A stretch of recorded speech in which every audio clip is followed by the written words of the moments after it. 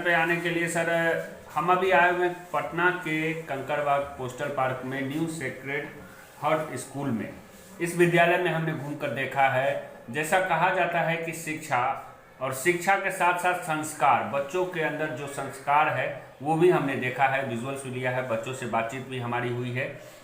सबसे पहले सर आप अपना परिचय देते हुए अपने इस विद्यालय के बारे में क्या कुछ कहना चाहेंगे, बताइए सर। नमस्कार, मैं आशीष कुमार मेजरवाल, इस विद्यालय का निदेशक। सबसे पहले तो धन्यवाद आप लोग को समय देने के लिए। आप यहाँ आए, बच्चों से मिले, इससे बच्चे भी काफ़ी उत्साहित हुए। ये विद्यालय नर्सरी से 8 क्लास तक हम लोग का है और हम लोग CBSE पैटर्न फॉलो करते हैं। और विद्यालय में हम लोग चाहते हैं कि बच्चे सिर्फ किताबी ज्ञान नहीं प्राप्त करें। It is not sufficient to give bookish knowledge. तो इसके अलावा हम लोग उनको एक प्रैक्टिकली, एक जो लाइफ का जो एक प्रैक्टिकल एस्पेक्ट होता है उसके एम्फेसिस करते हैं कि वो लोग ज़्यादा सीखें, बच्चे अपनी जिम्मेवारी को ज़्यादा सीखें। क्योंकि क्या हो रहा है, जितने भी पेरेंट्स आजकल आते हैं मेरे पास एडमिशन्स इंक्वायरी या मीटिंग्स में, सबका एक ही ग्रीवांस रहता है कि बच्चे उनकी बातें ज़्यादा नहीं मानते, ज़्यादा नहीं सुनते हैं। बच्चे अपनी जो हम लोग की संस्कृति है उससे दूर हो रहे हैं। हम लोग का जो संस्कृति है वो का मेन ग्रीवांस रहता है कि बच्चे उनकी बात नहीं मानते हैं। तो हम लोग ये टेक्निक अपनाते हैं कि बच्चे स्कूल में तो सीखे ही, घर में भी उनका व्यवहार अपने पेरेंट्स के साथ, अपने ग्रैंड पेरेंट्स के साथ, सोसाइटी में वो कुछ लोगों का चेंजेस आए, वो उसको एक जिम्मेवार नागरिक बनने का जो प्रक्रिया है वो अभी से फॉलो करें। मतलब कहीं ना कहीं शिक्षा और संस्कार इस दोनों पे हम लोगों का काम रहता है। दूसरा एक और सबसे इम्पोर्टेंट चीज है कि मैं पर्सनली एक कह लीजिए तो एक एक्सपेरिमेंट करके मैंने देखा है कि बच्चों को विजुअलाइज करवाता हूं मैं, कि ट्राई टू विजुअलाइज थिंग्स।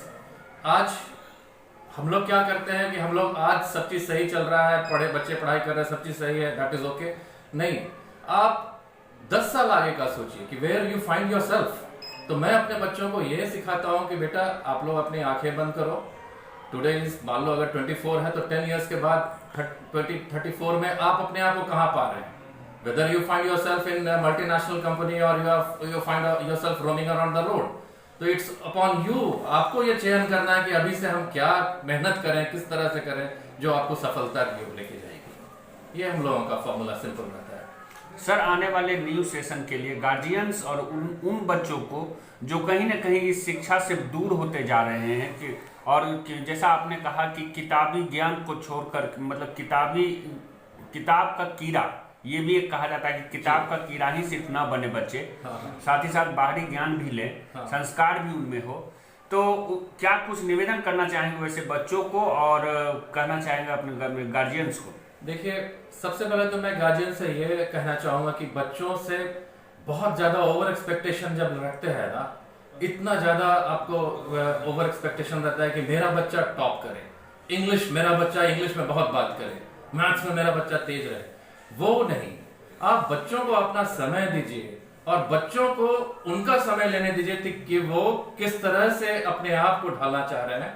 वो भी प्रेशर में है, ऐसा नहीं है कि बच्चे प्रेशर में नहीं है, बच्चे भी प्रेशर में रहते हैं। लेकिन जब पेरेंट्स ये बोल देते हैं, फर्ज कीजिए किसी बच्चे को मैथ्स में 80 नंबर का अगर एग्जाम लिया, उसमें वो फेल कर गया, 10 नंबर आ गया, तो क्या वो जीवन भर के लिए किसी काम का नहीं रहा? ऐसा नहीं होता है। लेकिन पेरेंट्स जो ये ट्रीट जब करते हैं कि तुम नंबर नहीं लाए, तुम कुछ नहीं कर सकते हो, तुम क्या करोगे जीवन में, इतना परेशान होने का जरूरत नहीं है।